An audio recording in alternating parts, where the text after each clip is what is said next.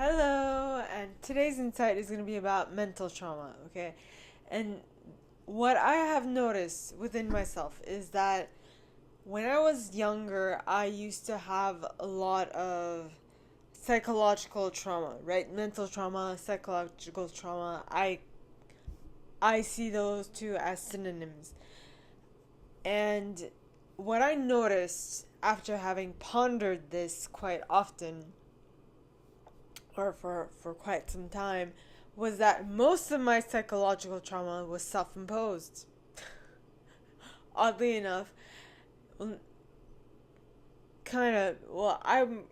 a person who likes to think a lot, and I overthink. I'm a Libra. That's what I do. I overthink and and I get lost in my thoughts. And as much as I have very little air in my chart, which means my thoughts don't preoccupy me that much, but um, for some reason they affect my every single action. And so when yes, yay. Um, and so when it actually came time to confront what was causing my psychological trauma, it was hard for me to communicate. That is another thing that I've had much trouble with from from my childhood till now.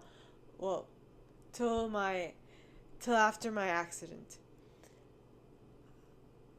And actually, after my accident, I had given myself the goal of mastering my interpersonal communication skills so that I can avoid having difficulty interacting with others.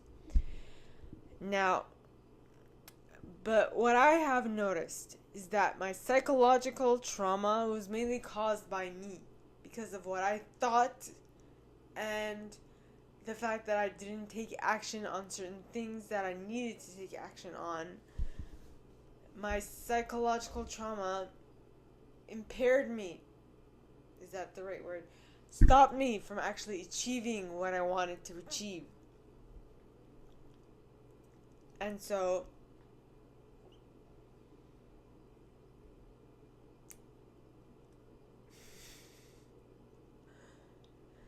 and so as much as it's quite easier to pinpoint the problem with a physical trauma or an emotional trauma, well, much less with emotional trauma, but it can still be traced back to.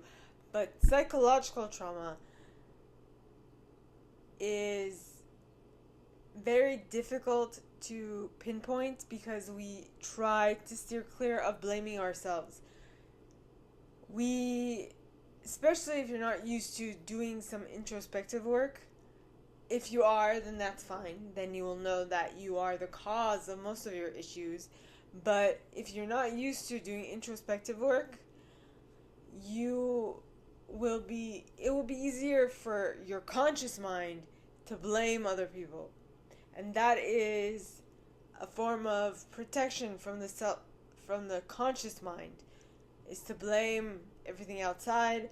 But when you understand that you have all the power within yourself, and that you can, when you flip the script and you figure out that yes, you were the actual cause of this traumatic incident, let it be um, especially your psychological trauma, you completely change your life. But that demands that you kill off your ego, and the entire point of your ego is to try to keep you safe and not have you change, because your mind hates change.